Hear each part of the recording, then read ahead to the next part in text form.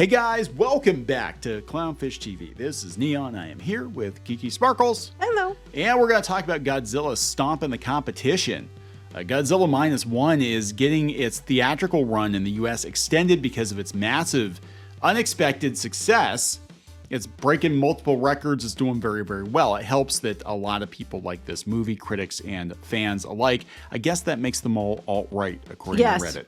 Yeah. That would be the case, yes. But we're going to talk about this because it's kind of crazy. This one was supposed to kind of be a limited run in the theater, like Shin Godzilla, Shin Ultraman. I think it was only supposed to be in the theater like a week or two, and they're actually extending the run because of its massive success.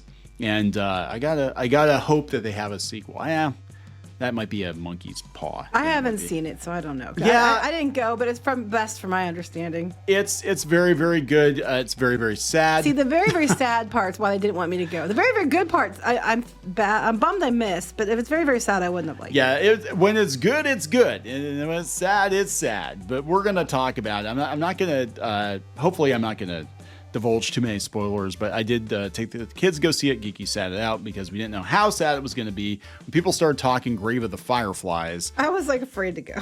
She was like, "Yeah, I think I'm out. So that's what happened. So before we get into it any further, please subscribe for more pop culture news, views, and rants. Guys, you get woohoo if you do. Woohoo! So I guess we got two articles here. We'll do. Let's go to Screen Rant first. Godzilla Minus One breaks multiple box office records during opening weekend, and it cements its place as being a very successful Godzilla movie.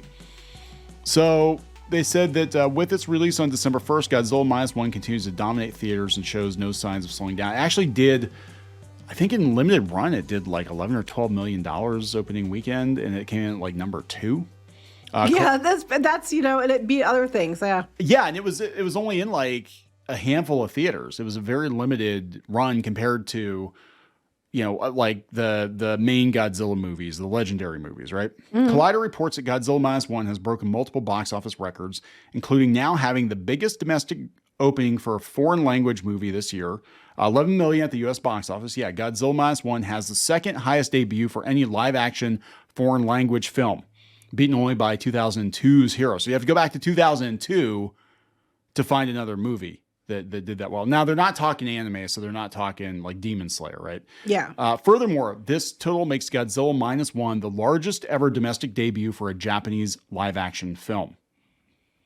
That's crazy. With an estimated budget of only $15 million, Godzilla Minus One has nearly made back its budget in the domestic totals It's only alone. $15 million budget on that.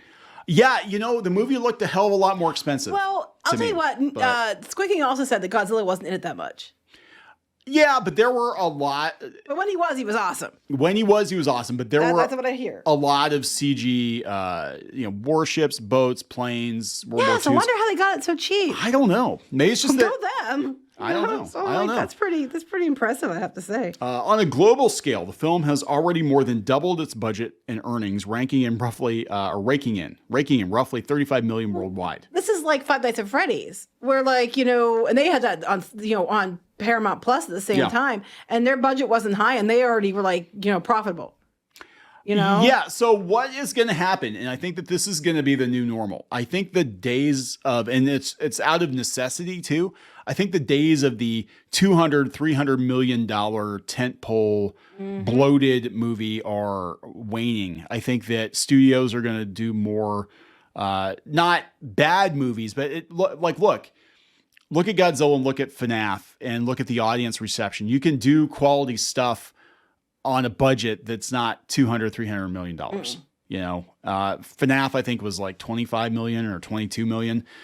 So yeah, Godzilla Minus One came in number 3. Okay, it was number 3 at the box office behind the Beyonce movie and the Hunger Games, and the Marvels wound up plummeting to number 11. And it still hasn't hit $200 million worldwide. And it had a $300 million budget. Yep. So we're seeing these films that don't have the budgets, but are just doing so much better. And a lot of them are using practical effects too. That's one thing I noticed. They have Ryan Reynolds talking about Deadpool 3 because I guess that there people had taken pictures of some scenes. I'm not going to spoil it. I didn't put it on the blog because it was a big spoiler, and I didn't want to do that to people. And he's asked people not to share pictures like that to spoil it. But he said they were doing a lot of things outside with practical effects, which I like because I think practical effects a lot of times, aren't used enough, and screens are, aren't as believable. But these movies seem to be using more practical effects and less expensive effects, and then they're kicking ass for it. Yeah, and I think audiences like it because when everything is CG, everything looks fake. Yes, well, I mean, what's MODOK? And I said, Yeah, it just looks very. I mean, actually, MODOK. If they had done a more comic book accurate MODOK, and they had done him with practical effects, and they made him just a big giant latex head, that would have been absolutely horrifying. Because you can tell when it's CG, it's like I don't get the sense of scale when it's CG because it just feels like a video game cutscene, But like when you see somebody standing in a room, obviously with this big like puppet or this big thing or whatever, it hits a little bit differently, I think and well-designed costumes just feel more real than CG. But yeah, so now the thing is that the American Godzilla movies, Godzilla and Kong, the new one, which looks dumb, it's going to look really, really bad compared to this movie. And it's going to be some big bloated, probably $200 million thing. And people are going to look at Godzilla Minus One and be like, yeah, that was $15 million and it was a much better movie. Fangoria has an article here. Godzilla Minus One extends its U.S. theatrical run. Of course it does. It's making money. So yeah, it was supposed to only last a week. And this is the same, like me and the kids usually go to these limited engagement kaiju movie events, and we usually have to travel to go to them. Sometimes they have them in Pittsburgh, but we went to go see Shin Godzilla back in the day. We went to go see Shin Ultraman last year, and this one was supposed to be the same sort of thing where it was only supposed to be in the theater until December 7th. Yes. But Toho decided they're going to keep it in theaters at least through December 14th. Well, it's interesting to me, too, with this one is some theaters that usually don't get these movies that were closer to us got them. Yeah, because originally we were looking at like an hour drive to go see this movie, and then it turned out that one of the closer theaters had it, and we were surprised because it wasn't announced. Like it was this one theater we knew would have it because they always had a lot of the more like avant-garde movies and stuff. They had a lot of screens, and we're like, yeah, they'll probably have it there. But then it was like, oh wow, it's going to be at this other theater. They said showtimes cropped up on ticketing sites after news started making the rounds online. The film might be pulled from screens after the 7th. Given the very strong word of mouth that is now circulating, quite a few moviegoers were hoping they would have the chance to see Godzilla do his thing on the big screen. Fans will have at least one more weekend. I think it's going to go longer than that. This movie is really damn good. I mean, it's really damn good.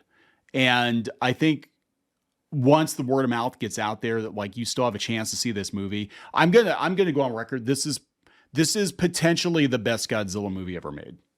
I haven't seen it, so I don't know. But that's the thing. You guys say that. Okay, so this is what they do to me. Oh my God, guys, it was so good. You don't understand. It's so good. It's one of the best Godzilla movies ever made. But you shouldn't watch it because it's sad. So I'm just like, what?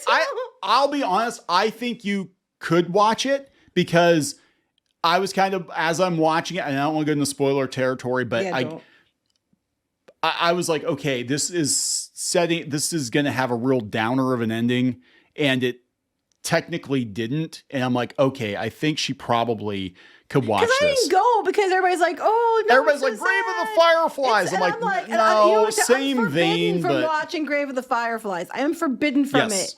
But I also am not going to do it because I don't want to do it to myself. I have enough crap to deal with in my life, and I have the tendency to be empathic anyway, so I just like absorb everybody else's feelings around me, and that's what I reflect back. So if it's really sad, it's going to make me sad for like weeks. And I'm like, I don't want to be sad, so I'd rather not be sad. And then they're like, don't go because it's sad. And then they're also, but it's the best one ever. And I'm like, damn it. But we had no way of knowing. We were going by what people were telling us, and they said the closest thing they could compare it to, which I think is a correct comparison on some levels because you're dealing with post-war Japan. They were comparing it to Grave of the Fireflies, and you do see how people suffered after the war. Which was horrible, but it's something you don't want people to forget either. Like I think what happens is me seeing this with like, especially with World War II stuff, when people forget or they let themselves be desensitized to forget it, it's really easy to let it happen again. Yeah, and they trivialize things. Certain words are thrown around that don't mean as much as we don't want to repeat. Okay, we really, really don't. I mean, the weird thing about this movie is it definitely like. You could almost take Godzilla out. I mean, Oh boy, I'm torn on this one. Okay, so I think it's like quite possibly the best Godzilla movie ever made. That being said, you could take Godzilla out of it and replace Godzilla with another natural disaster, and it would basically just be a period piece, because it's like 9/10 period piece and then like 10% Godzilla. That's what he was saying. But it works. I mean, it sounds like, the way I'm describing it makes it sound like, oh, that sounds really lame. I'm like, no, this is like the only Godzilla movie where I've actually cared about the human characters. Like normally I'm like, oh, you can get stepped on or eaten. I don't really care. Apparently the poor dog.